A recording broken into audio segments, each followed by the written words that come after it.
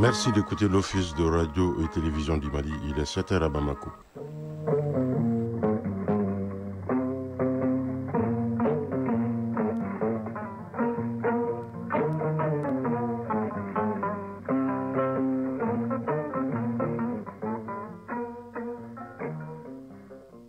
Le journal. Oumar Moussa Traoré. Mercredi 22 octobre 2025, bonjour et bienvenue. Ciel partiellement nuageux sur Bamako, où il fera un peu plus chaud avec 37 degrés attendus comme température maximale au cours de la journée. Le mercure ne devrait pas descendre sous la barre des 23 degrés affichés en ce moment. À la une de l'actualité de ce matin, le projet Fier et le gouvernement main dans la main en croisade contre la migration des jeunes et la précarité en milieu rural. Plus de 400 jeunes ruraux de notre pays, bientôt formés aux techniques entrepreneuriales. Le lancement de la formation a eu lieu dans la cité des Balanzans. Honoro Tienou nous fera le point dans cette édition. Autre titre de l'actualité de ce mercredi 22 octobre 2025, il nous conduit à l'actualité de la Confédération de l'AES à Ouagadougou. La capitale du Burkina Faso, où Burkinabés et Marocains entendent imprimer une nouvelle dynamique à leur coopération bilatérale. C'est à la faveur de la tenue de la 5e session de la Commission mixte de coopération entre les deux pays. Et puis, chronique de l'environnement, dans le rendez-vous du mercredi à Guibou Koulibaly, nous dira que dans le domaine de la réduction des risques de catastrophes, prévenir est assurément moins coûteux que réparer. Enfin, en sport, compétition africaine des clubs, week-end décisif pour nos deux représentants, le stade malien de Bamako et le Djoliba AC, qui jouent à domicile et qui sont en pole position pour se qualifier pour la lucrative phase de poule. Et puis, troisième journée de la Ligue européenne des champions, une troisième journée qui a démarré fort hier avec le record de 43 buts inscrits en 9 matchs. La journée se poursuit aujourd'hui avec le choc Real Madrid-Juventus Turin.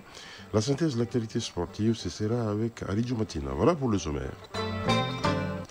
Sachez tout d'abord que le Centre national d'appareillage orthopédique du Mali a lancé hier la 4e édition du Symposium national de la réadaptation physique du Mali, placé sous le thème « Unir nos efforts pour un secteur de la réadaptation durable et performant au Mali ». Enjeux, défis et perspectives. Ce symposium national offre un cadre d'échange d'expériences et de partage de bonnes pratiques, mais aussi de réflexion sur les politiques publiques à mettre en œuvre pour permettre aux personnes en situation de handicap ou blessées de réapprendre à marcher, bouger, travailler ou vivre normalement. Le compte rendu de Maïmouna Guindo. Donner une nouvelle impulsion aux activités du secteur de la réadaptation physique tout en redonnant espoir à ceux qui ont perdu une partie de leur capacité motrice. C'est l'objectif que se fixent les responsables du Centre national d'appareillage orthopédique du Mali. La 4e édition du Symposium national de la structure réunit experts et partenaires autour d'un même idéal, bâtir un système de réadaptation plus durable et performant au service des personnes en situation de handicap. Assamba Diallo Touré, ministre de la Santé et du Développement social. L'objectif de ce symposium est de renforcer la collaboration entre toutes les parties prenantes afin d'améliorer la performance, la durabilité et l'intégration du secteur de la réadaptation physique dans notre système national de santé. Ce rendez-vous intervient à un moment crucial alors que notre pays s'engage résolument dans la construction d'un système de santé plus inclusif, plus équitable et plus performant. Un rendez-vous annuel qui se veut une plateforme privilégiée d'échange, d'analyse et de partage des expériences au service de la réadaptation physique au Mali. Nicolas Lambert, chef de la délégation de la Croix-Rouge au Mali. Au Mali, le conflit a accru la vulnérabilité des personnes en situation de handicap, estimée à 3 359 322 au Mali, dont 111 977 auraient besoin de l'appareillage orthopédique. Selon l'OMS, particulièrement le nord et au centre du pays, rendent l'accès aux centres de réhabilitation physique difficile. Midieba Fabrice Gnoli, directeur pays de Humanité et Inclusion. Pour relever ce défi, nous devons nous unir autour d'une stratégie nationale de réadaptation ambitieuse et opérationnelle, s'inspirant des recommandations de l'OMS, Cette stratégie doit servir de cadre fédérateur pour intégrer pleinement la réadaptation à tous les niveaux du système de santé. Dans l'agenda de cette rencontre, plusieurs communications seront faites dans le but de proposer des alternatives visant à bâtir un système de réadaptation plus inclusif et performant. Tout autre chose à présent, deuxième jour du marché international des technologies agricoles, prévu du 20 au 24 octobre 2025 à l'Hôtel de l'Amitié. Cet événement de haute portée regroupe plusieurs organismes de recherche et de vulgarisation des technologies agricoles adaptées à nos terroirs. Plusieurs stands exposent le savoir-faire des organismes présents au MITA, parmi eux l'IFDC, le Centre international de développement des engrais, présent au Mali, au Burkina et au Niger. La structure travaille à vulgariser les techniques agricoles et des fertilisants. Notre équipe dirigée par Alouseni Touré nous en dit plus. En cette deuxième journée du marché des technologies agricoles, l'heure est au panel thématique lié au thème générique de cet événement, à savoir innovation et technologies agricoles. L'IFDC est l'une de ces organisations ayant beaucoup œuvré dans ces domaines. Il dispose d'une coordination régionale basée à Ouagadougou avec des antennes nationales au Mali et au Niger. L'amélioration des sols et leur valorisation constituent le cœur de métier de l'IFDC. Moussa Dionou, directeur de l'IFDC pour le Burkina Faso, le Mali et le Niger. L'IFDC, créé depuis 1974, intervient au Mali depuis 2001.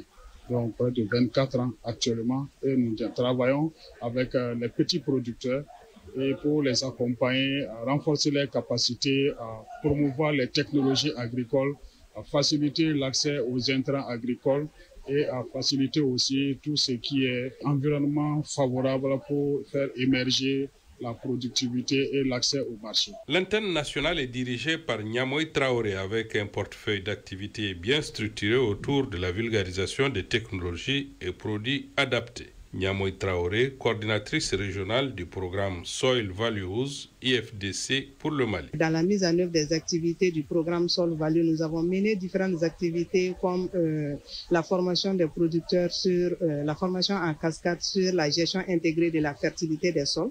Donc quand on parle de la gestion intégrée de la fertilité des sols, on part sur la fertilisation du sol. Donc en matière de la fertilisation, nous avons l'utilisation des engrais organiques comme le bokashi, le biochar et puis le digestat issu du biodigester comme engrais organique. Le marché des innovations et technologies agricoles, c'est aussi des panels thématiques qui permettront une bonne circulation de l'information technologique et de l'innovation.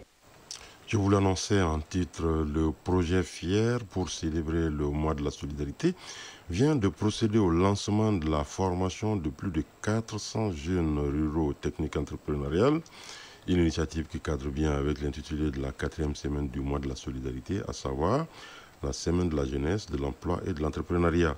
La formation concerne des jeunes ruraux des cercles de Bla, Baroueli et Ségou.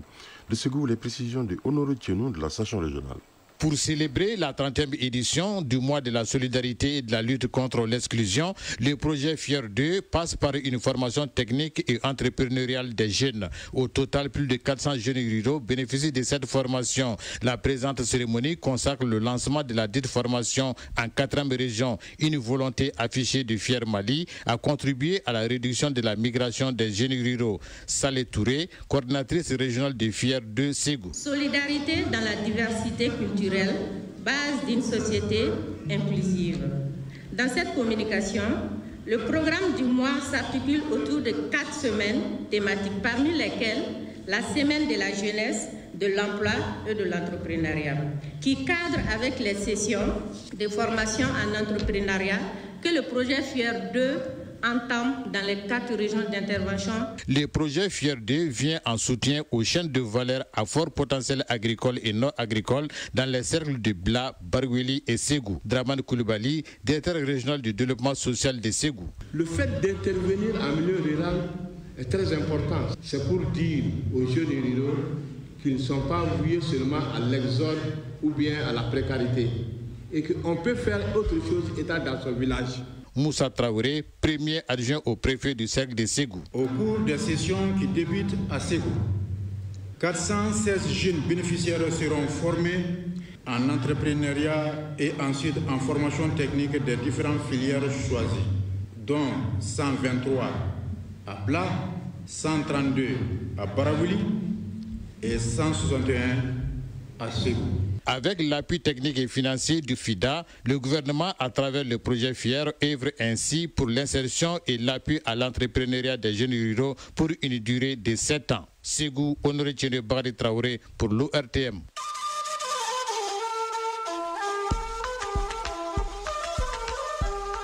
AES, actualité.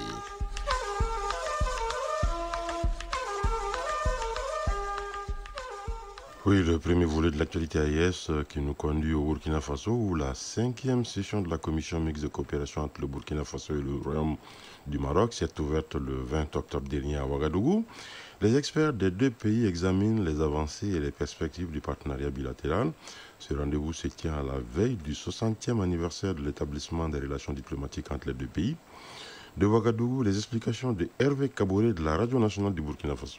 Pendant 3 jours, les experts marocains et burkinabés vont passer en revue les différents volets de la coopération et définir de nouvelles pistes de collaboration dans les secteurs clés du développement. Cette rencontre traduit la vitalité d'une coopération vieille de 60 ans, fondée sur l'amitié, la solidarité et la confiance mutuelle entre Ouagadougou et Rabat. Elle intervient d'ailleurs à la veille de l'établissement des relations diplomatiques entre les deux pays en 1960. Cette session technique précède la réunion ministérielle prévue en novembre et vise à renforcer la coordination dans plusieurs domaines, la formation professionnelle, l'agriculture, le transport, la sécurité routière, la coopération judiciaire ou encore la sécurité. Les autorités burkinabées se sont réjouies des acquis déjà enregistrés, notamment la suppression du visa entre les deux pays qui facilite désormais la mobilité et les échanges économiques. Le Maroc, premier pourvoyeur de bourses pour les étudiants burkinabés, demeure également un partenaire clé dans l'enseignement supérieur et la santé. La délégation marocaine, pour sa part, a salué la qualité du partenariat qui unit les deux peuples et réaffirmé la volonté du royaume chérifien de poursuivre la coopération dans un esprit d'ouverture et de solidarité. Les conclusions de cette 5e session devraient aboutir à la signature de nouveaux accords lors de la célébration du 60e anniversaire des relations Burkina-Maroc, une amitié toujours tournée vers l'avenir. Et le second volet de l'actualité AES qui nous conduit au Niger, où le bulletin des activités des forces de défense et de sécurité de la semaine du 12 au 18 octobre 2025 est essentiellement consacré à la tenue à Niamey, le 15 octobre dernier, de la réunion stratégique de haut niveau. Elle a regroupé les chefs d'état-major des armées des pays membres de la Confédération des États du Sahel, placés sous la présidence du général de division Oumar Diarra, chef d'état-major général des armées du Mali. La teneur avec Jocelyne Amoussou de la Voix du Sahel. Le mercredi 15 octobre 2025 s'est tenue à Niamey une réunion stratégique de haut niveau regroupant les chefs d'état-major des armées des pays membres de la Confédération des États du Sahel. Placé sous la présidence du général de division Oumar Diarra, chef d'état-major général des armées de la République du Mali et président en exercice du comité des chefs d'état-major de la Confédération. Cette rencontre avait pour objectif principal d'évaluer les avancées enregistrées dans la montée en puissance de la force unifiée et de définir les prochaines étapes de son opérationnalisation complète. Ont pris part à cette importante session de travail le général de brigade Moussa Diallo, chef d'état-major général des armées du Burkina Faso, le général de division Moussa Salou Bormou, chef d'état-major des armées de la République du Niger, le colonel Éric Dabiri, chef de l'état-major intégré de la force unifiée AES et son staff, ainsi que les délégations d'experts militaires des 3 pays membres. Les travaux menés en séance plénière ont porté sur 3 points majeurs.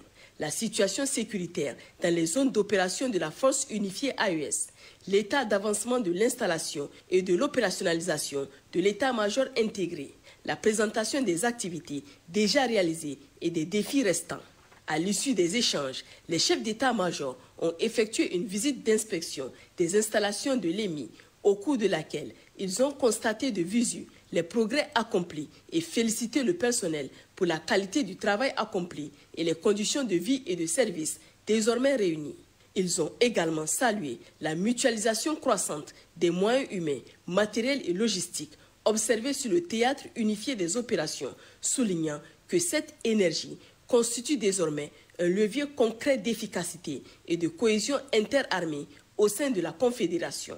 Au terme des travaux, les chefs d'état-major sont parvenus à plusieurs résolutions majeures. La décision de confier la désignation du commandant de la force unifiée et de son adjoint respectivement au Mali et au Niger. Leur installation officielle se déroulera dans les semaines à venir à Bamako sous la présidence du chef de la Confédération des États du Sahel. L'instruction donnée au chef de l'état-major intégré d'effectuer des visites de terrain auprès des bataillons en cours de génération afin d'en évaluer la préparation opérationnelle et la cohésion avant le déploiement effectif. Un mot de l'actualité hors des frontières de la Confédération de l'AES à présent. Au Nigeria, le roi Boubarey Dakolo, chef du royaume de Ketchama, dans l'état de Bayelsa, vient de se lancer dans une bataille judiciaire contre le géant pétrolier Shell. Le souverain réclame 2 milliards de dollars d'indemnisation pour son royaume.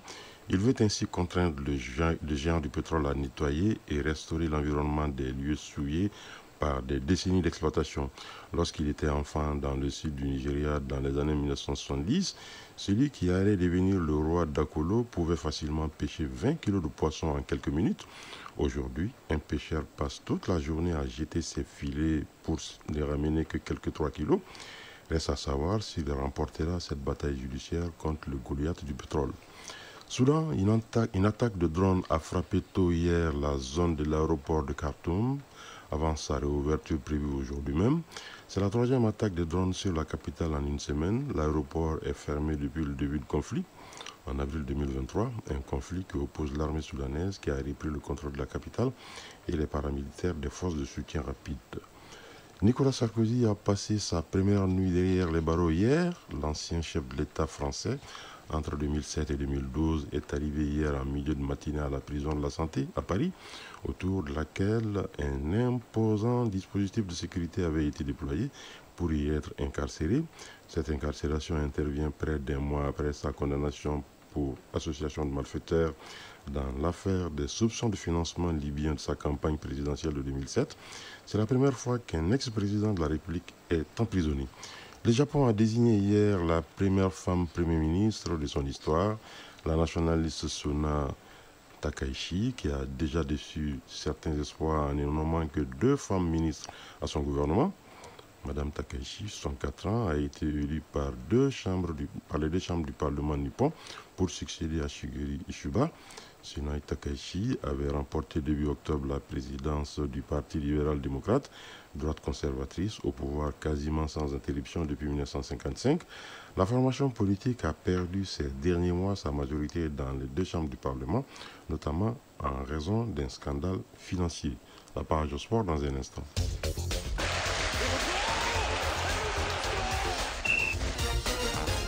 Football, la Ligue européenne des champions est de retour à la faveur de la 3e journée qui prend fin ce soir avec plusieurs rencontres, dont le choc Real Madrid-Juventus Turin.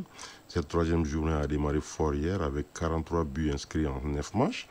Compétitions africaines des clubs, week-end décisif pour nos 2 représentants qui jouent à domicile et qui sont en pole position pour se qualifier pour la lucrative phase de poule. La synthèse de l'actualité sportive du jour, c'est avec Aridjo Matina. De retour au pays, nos 2 représentants en compétition africaine des clubs, à savoir le Stade malien de Bamako en Ligue des champions et le Djoliba Athletic Club en Coupe de la Confédération, sont déjà tournés vers leur rencontre retour du 2e tour préliminaire prévu ce week-end. Dimanche, le Stade malien de Bamako reçoit le FC Nouadhibou de la Mauritanie au stade du 26 mars. À l'aller, les Blancs de Bamako ont fait match nul 1 but partout en Mauritanie. Toujours dimanche, cette fois-ci en Coupe de la Confédération, le Djoliba Athletic Club accueille au stade Mamadou Konaté l'USFA du Burkina Faso qu'il avait battu à l'aller 1-0 à Ouagadougou. Sur le continent, qu'en 2025 au Maroc, la billetterie est désormais ouverte à l'ensemble du public après une première phase réservée aux détenteurs des cartes Visa. Signalons que le lancement de la billetterie a commencé le 14 octobre dernier. Selon le comité d'organisation, 2 nouvelles phases de vente sont prévues dans les semaines à venir. La 35e Coupe d'Afrique des Nations se tiendra au Maroc du 21 décembre 2025 au 18 janvier 2026. La rencontre des Ligas, c'est-à-dire le championnat espagnol entre Villarreal et le FC Barcelone, délocalisé à Miami et qui avait reçu le feu vert de l'UEFA, ne se jouera plus au lieu indiqué. Les nombreuses protestations des autres formations du championnat, dont le rival historique du Barça, le Real Madrid, qui avait même déposé un recours pour s'opposer à cette délocalisation, ont finalement payé. S'agissant de la Liga, elle dit avoir regretté profondément que ce projet qui représentait une opportunité historique et sans précédent pour l'expansion internationale du football espagnol ne puisse aboutir. Ligue européenne des champions pour terminer. La 3e journée s'achève ce mercredi avec 9 affiches. À 16h45, Galatasaray affronte Bodo Glimt et Athletic Bilbao accueille Karabakh. À suivre à 19h, cette opposition entre autres Bayern Munich Club Brugge, Eintracht Francfort Liverpool, Chelsea Ajax d'Amsterdam des Pays-Bas, Sporting du Portugal Olympique de Marseille et surtout le match au sommet du jour, Real Madrid Juventus de Turin. Déjà hier mardi, la première partie de cette 3e journée s'est déroulée. 9 rencontres étaient au programme et 43 buts ont été inscrits. Le plus large score de cette journée a été signé par le Paris Saint-Germain qui s'impose en déplacement en Allemagne chez le Bayer Leverkusen 7-2. Victoire 6-2 du PSV Eindhoven des Pays-Bas face à Napoli d'Italie. Le FC Barcelone l'emporte 6-1 contre l'Olympiakos Le Pirée. Manchester City, Inter Milan, Borussia Dortmund et Newcastle gagnent respectivement face à Villarreal, Union Saint-Galloise, FC Copenhague et Benfica. Puis les Gunners d'Arsenal, l'une des équipes favorites pour le Graal final, ont disposé de la solide formation de l'Atlético Madrid, battu 4-0. Chronique de l'environnement. Prévenir coûte moins cher que réparer, c'est la conviction du colonel Cheikh Fantamadi Koné de la Direction générale de la protection civile à l'occasion de la Journée mondiale pour la réduction des risques de catastrophes. Financement et investissement public, c'est le sujet de la chronique de l'environnement. C'est une réalisation de Agibou Koulibaly.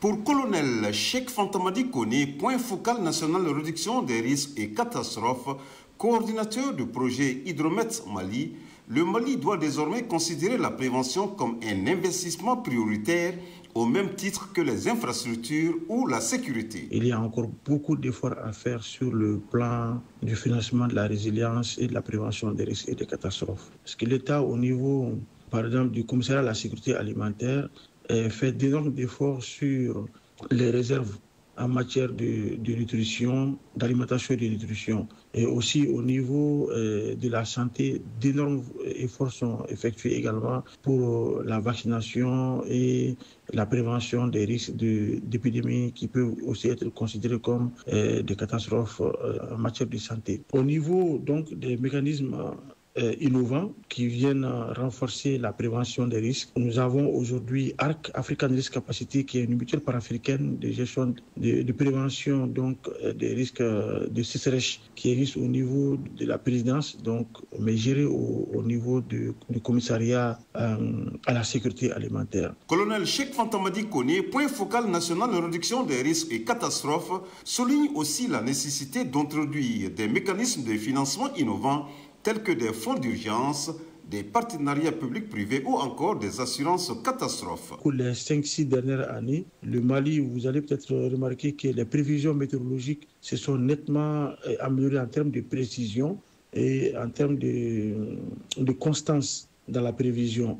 Et ceci parce que l'État et ses partenaires ont mis beaucoup d'efforts dans le renforcement des capacités des services météorologiques. Les mêmes efforts ont été utilisés dans le cadre des services hydrologiques également qui produisent des informations hydrométéorologiques. Donc, il y a eu des renforcements des capacités techniques, donc en termes de formation du personnel, mais il y a aussi des équipements modernes en termes de stations hydrologiques, météorologiques, hydrologiques, donc qui ont été aussi acquis à travers donc ces partenariats entre l'État et ses partenaires et qui ont permis aujourd'hui d'avoir même des plateformes d'alerte précoce numérique et multirisques qui permettent aux populations d'appeler et de répondre dans des besoins pour réduire substantiellement les risques de catastrophes. Financer la résilience, selon le colonel Koné, c'est réduire les pertes humaines et matérielles et permettre au Mali de se développer dans la stabilité.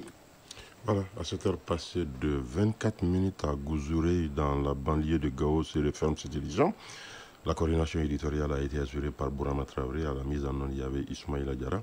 Merci d'avoir été de notre prochain rendez-vous des infos 13h. Vous retrouverez Aïssata Saliou Maïga. Merci là. Vous allez pouvoir suivre tout à l'heure la page météo avec Djeneba Doumbia, les avis et communiquer avec Doudou Tembili.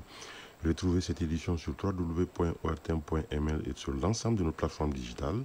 La mise en ligne de la présente a été assurée par Mohamed Koulibaly. Excellente suite de programme sur l'ORTM.